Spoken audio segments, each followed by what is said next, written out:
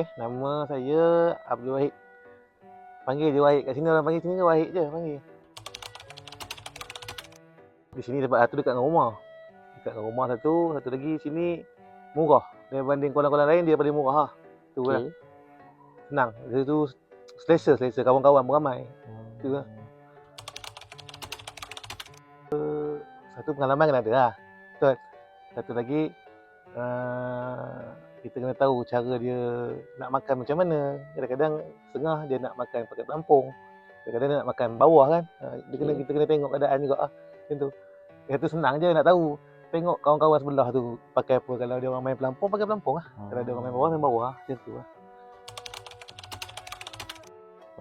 Pengalaman menarik tu banyak. Banyak sangat. Dia macam mana cakap lah. Kira kalau mancing 3 jam tu tak berhenti narik ikan lah. Tak berhenti. Kira 3 jam tu boleh dalam 40 ekor lah kalau betul-betul pernah jadi lah. Cabaran dia cabaran dia satu, kalau hari hujan kilat, itu cabaran paling pertama lah. Takut kena kilat kan. Tapi kalau hari-hari yang tak ada kaitan dengan hujan ni rasa tak ada masalah apa kalau orang mancing ni. Tu je, dia kilat tu jangan bahaya kan. Tu je.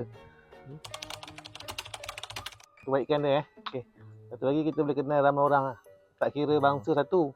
Satu lagi daripada segi aspek, daripada segi pekerjaan kita tak kira kerja siapa, dia polis ke, dia bomber ke, siapa pun kan. Semua pun kita kawan. Itu je.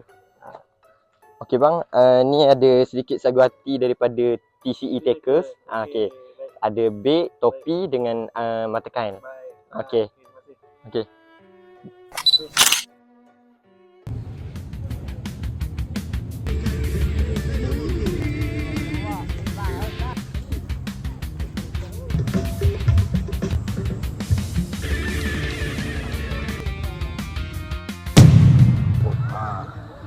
Sungai ni dia ada satu kepuasan.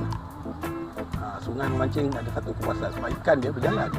Kita tak tahu ikan tu duduk dekat mana. Jadi kalau kita dapat, memang satu kepuasan lah. Berbanding dengan kita mancing kolam berbayar lah. Kolam berbayar ni memang ikan ada dalam tapi kita tak dapat. Ikan tak makan. Itulah dia. Nombor satu, reel dengan rod lah. Set pancing lah nombor satu. Umpan lah.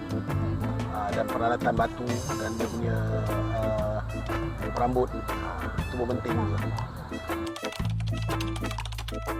Pengalaman menarik memang banyak lah kat Sungai Kinta ni. Memang banyak kali lah. Sebab saya pun buat konten atau konten channel lah. Memang banyak lah saya strike tu jelawat. Memang sini memang lokasi ikan jelawat dengan rohu. Selain daripada lampam lah. Yang paling popular sekali adalah jelawat lah sini dengan rohu. Cabaran dia nombor satu cuaca lah.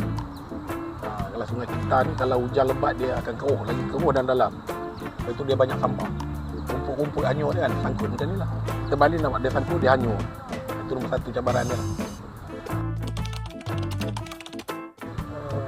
Memancing ni kalau kita strike tu tak boleh jual, tak ada jual beli dekat kedai. Orang yang mengalami sendiri, yang dapat strike ikan tu, dia yang akan ada satu kepuasan. Nasihatlah pada pemancing baru kan, boleh cuba dululah dekat tempat-tempat yang mudah lah macam ni. Tempat kita pergi dekat sungai ni kadang-kadang ada binatang yang bahaya. Jadi kita kena jaga sikit lah. Di sini saya ada sedikit sagu hati untuk abang. Di sini ada beg, topi dengan mata kain.